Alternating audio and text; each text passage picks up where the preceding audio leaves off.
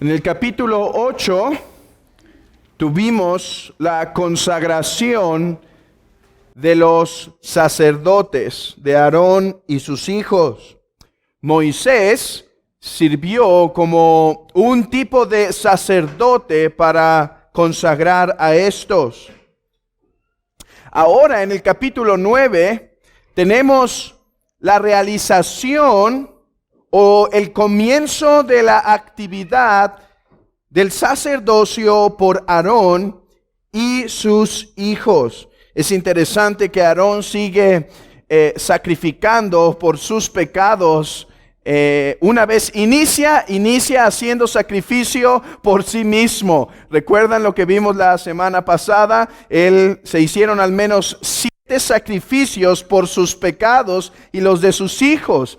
7 días consecutivos haciendo sacrificios por ellos. Ahora ya ha iniciado a hacer sus labores y su primera acción es sacrificar por sus propios pecados. Hermanos, a Aarón le quedó algo muy claro, que Aarón era pecador. Y que la única razón por la cual ejercía ese ministerio no era por ser el sumo sacerdote perfecto. Ese sumo sacerdote estaba por venir, sino por gracia de Dios. Pero algún día llegaría el sacerdote que no necesitaría ofrecer sacrificios para sí mismo, porque este sería santo y sin mancha, nuestro Señor Jesucristo. Otro punto que es digno de notar, aparte del énfasis continuo en el pecado de Aarón, es que empiezan a servir en el 8º día.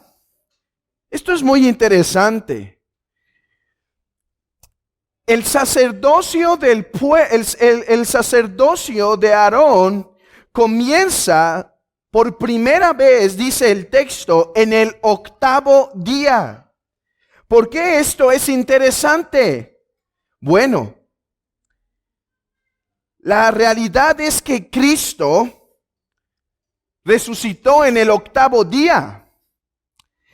Y Cristo, después de ofrecerse a sí mismo, en el 8º día resucita. Por eso estamos reunidos aquí en el 8º día. No es simplemente porque socialmente el domingo es un día de más tiempo libre. Si no fuera así, aún así nos tendríamos que reunir en el día del Señor. El 8º día resucitó Cristo. Y dice las Escrituras que resucita para inaugurar la nueva creación. Así que noten este paralelo. No me voy a tardar demasiado en esto porque el punto que quiero enfatizar es otro. Pero así como Aarón es oficialmente vindicado, puesto y establecido en el 8º día como sumo sacerdote, así Cristo en su resurrección en el 8º día, en su resurrección en el 8º día, después de haber pasado 3 días en el sepulcro, su cuerpo en el sepulcro, resucita al 8º día para ser establecido y vindicado como el sumo sacerdote por excelencia, después de haber hecho un sacrificio, pero no por sí, sino para otros. Es muy interesante este paralelo del 8º día.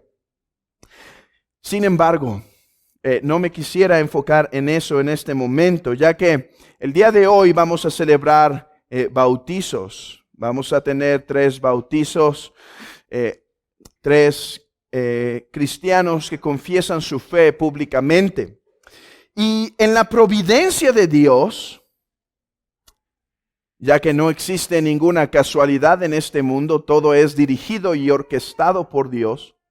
En su providencia nos encontramos leyendo Levítico 9 en nuestras breves meditaciones. Y es que digo en su providencia porque el capítulo 9 toca un tema particular. Toca el tema de la presencia de Dios con su pueblo. Vean el versículo 4.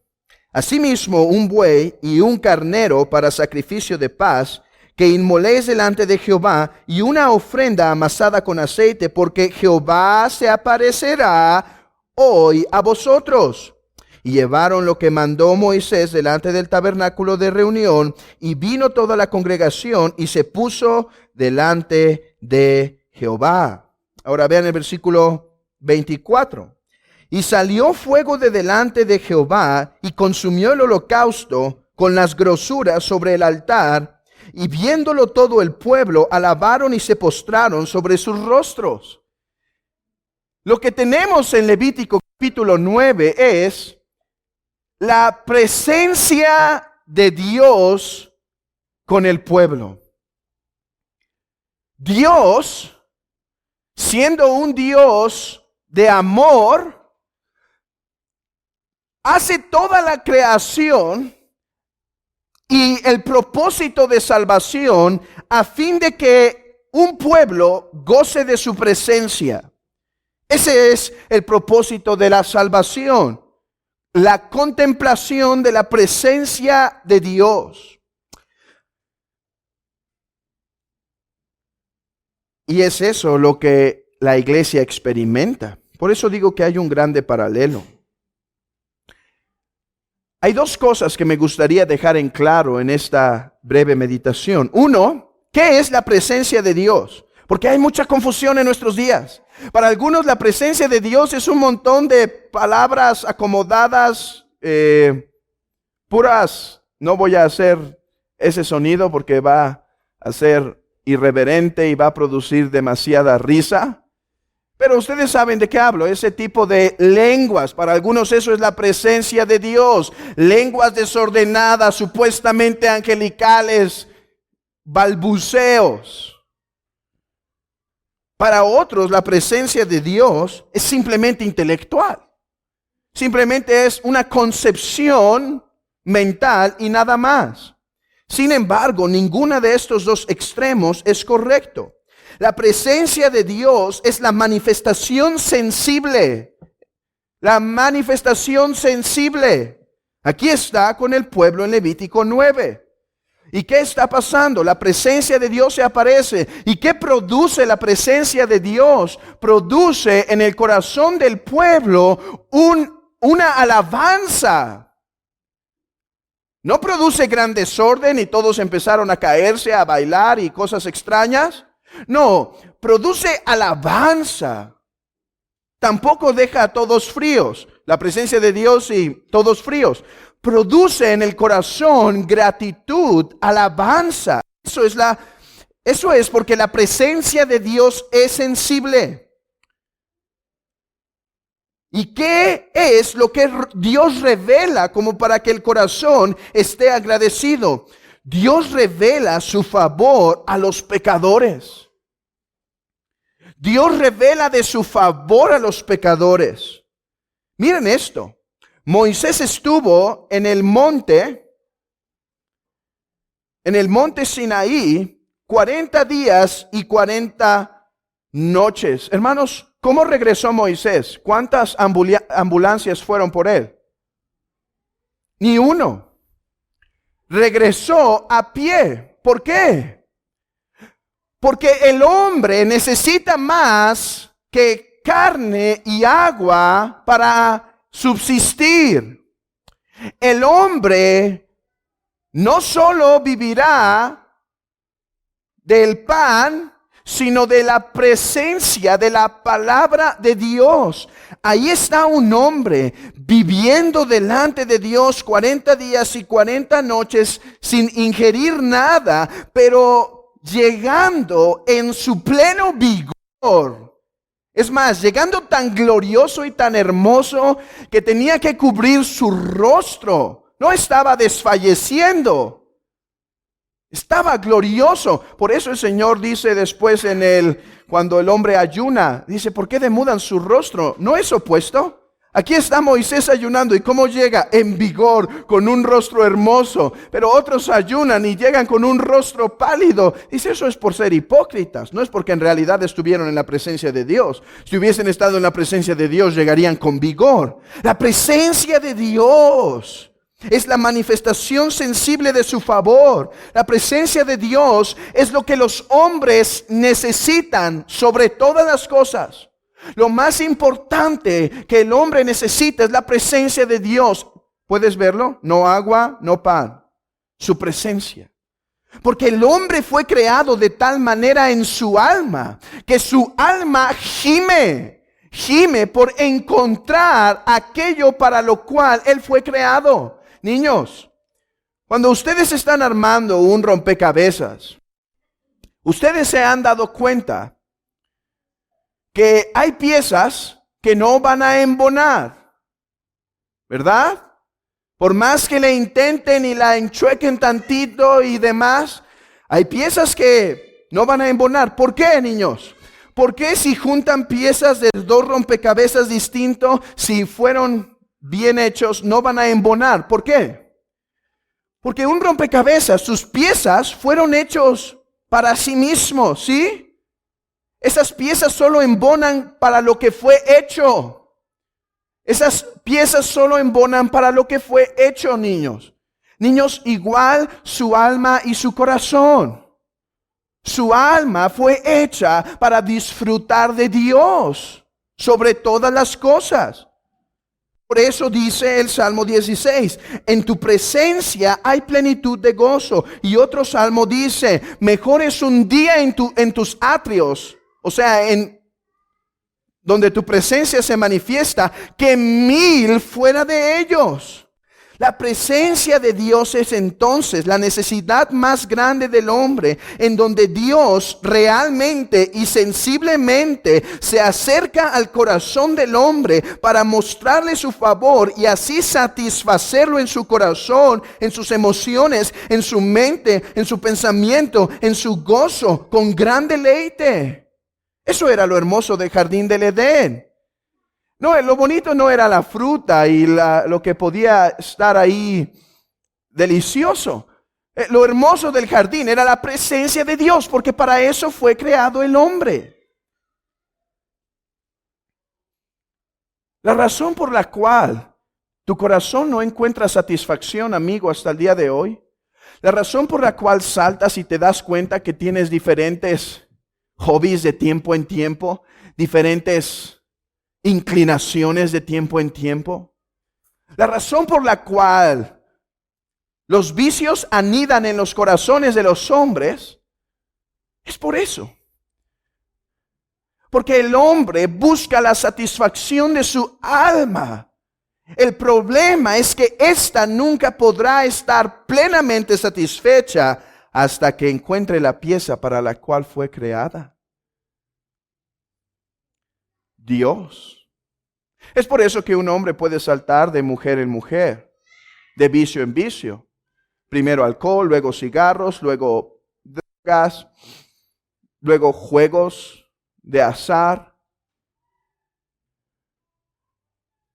Porque el hombre no está satisfecho, igual la mujer. Diferentes cosas que satisfagan su corazón. Puede hacer del padre su amor, de su madre su amor, de la escuela su amor.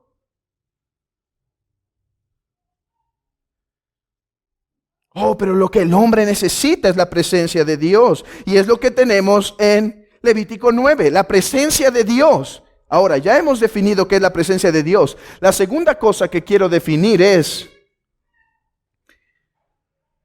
¿cómo es que la presencia de Dios podía estar presente? Para algunos quizá eso no es un problema, simplemente estaba presente. Déjenme hacerlo un problema. ¿Cómo es que la presencia de Dios podía revelarse y manifestarse a un pueblo que tenía pecado? Es que debes saber algo. Hay un gran problema cuando hablamos de la presencia de Dios. Dios es santo y dice que no puede ver el pecado. Si el pueblo era pecador, ¿cómo su presencia se podía manifestar con ellos? La respuesta está, hay dos respuestas a esto, pero hay una que gobierna la otra. La respuesta principal está en los sacrificios.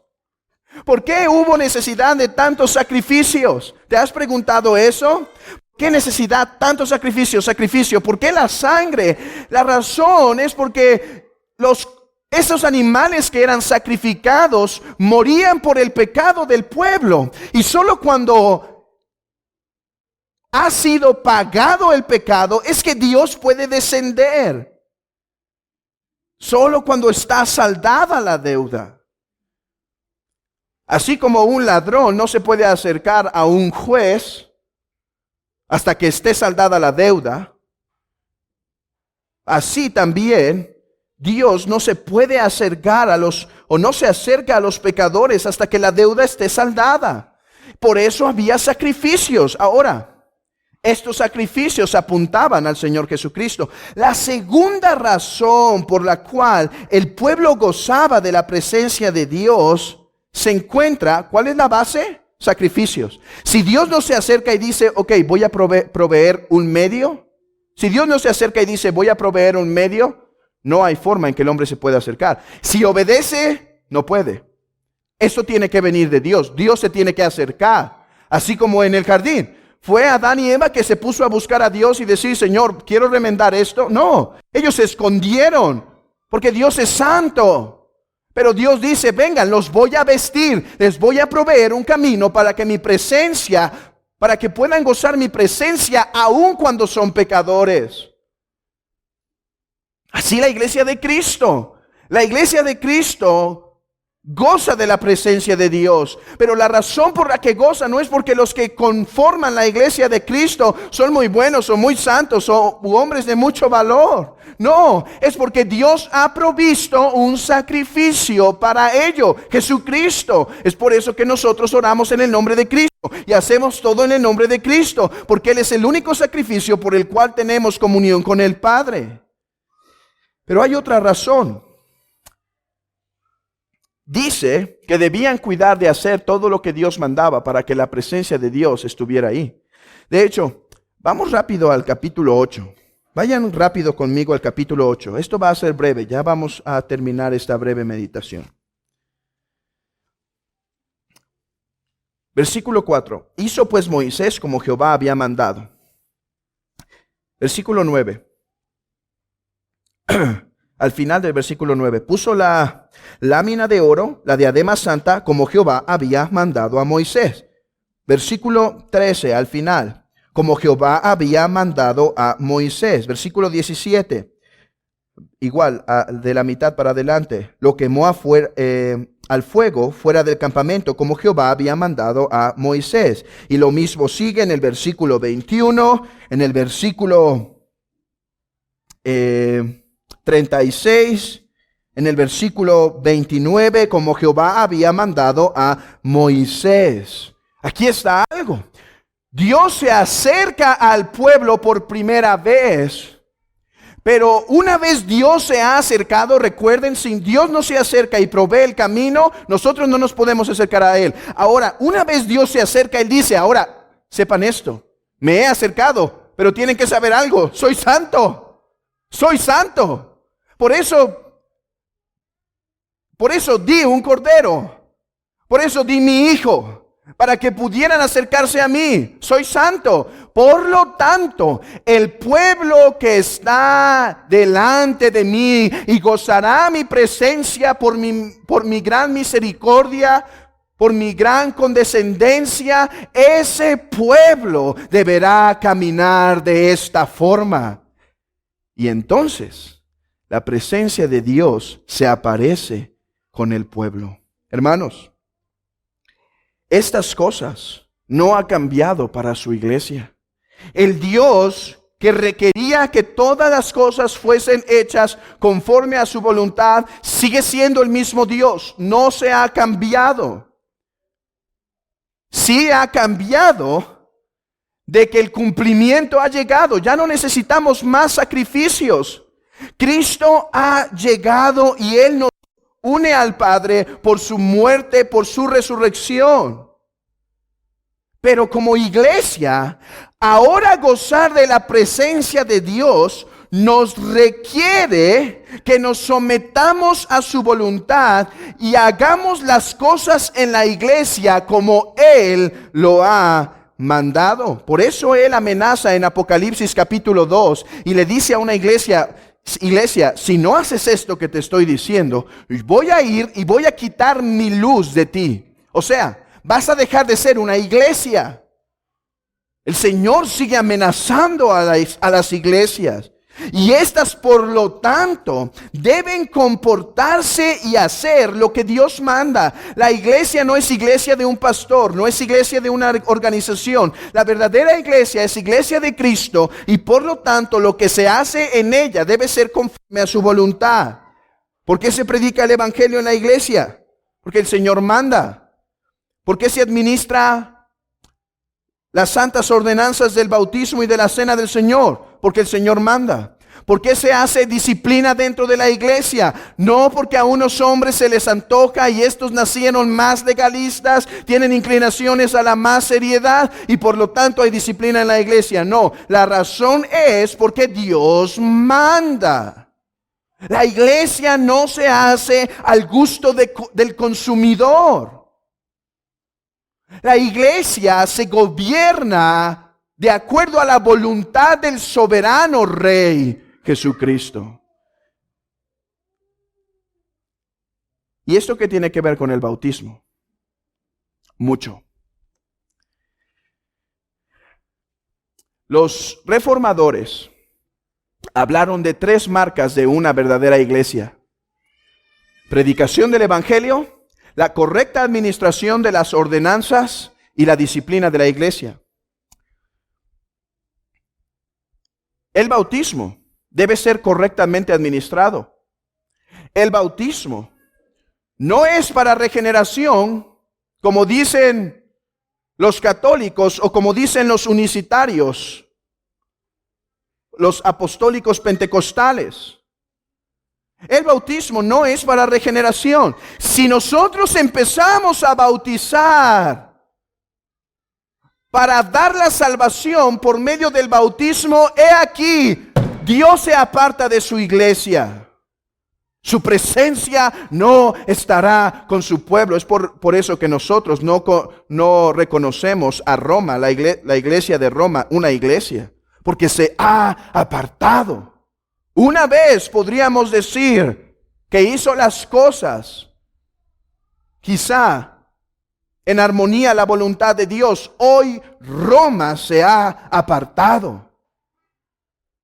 Como iglesia no pretendemos dar salvación por medio del bautismo. Lo celebramos conforme a la voluntad de Dios y con lo que éste representa. El bautismo es un símbolo de la salvación ya poseída por la persona que es bautizada. La salvación no se da por medio del bautismo. La salvación es simbolizada por el que se bautiza.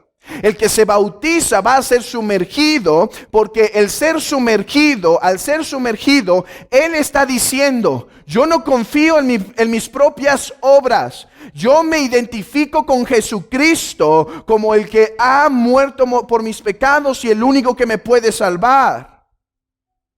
Además, el bautismo no solo representa que Él descansa en la obra de Cristo y no en la de los hombres. El bautismo representa que Él no solo está, o Él y ella, los que se bautizan, no solo hablan de dientes para afuera, confesando al Señor Jesús con su boca, pero no con su corazón. El bautismo confirma la nueva vida de aquel que se bautiza. Por eso, aquellas iglesias que hacen un bautismo ligero. ¿Quién se quiere bautizar hoy? Si se quiere bautizar, si alguien ha hecho una profesión de fe, bauticemos. No, hay que tener cuidado. El bautismo es una santa ordenanza. No es para estar atinándole. El bautismo es una santa ordenanza. Y alguien que ha dado testimonio, no alguien que es perfecto, pero alguien que ha dado testimonio debe ser sumergido para decir al mundo: Mi vida ha sido, así como el agua limpia mi cuerpo, así mi corazón ha sido transformado de ser piedra a ser carne por la operación del Espíritu Santo, por los méritos de Jesucristo. Y por lo tanto, por la misericordia de Dios, porque ha provisto un cordero, podemos gozar de su presencia en el día de hoy.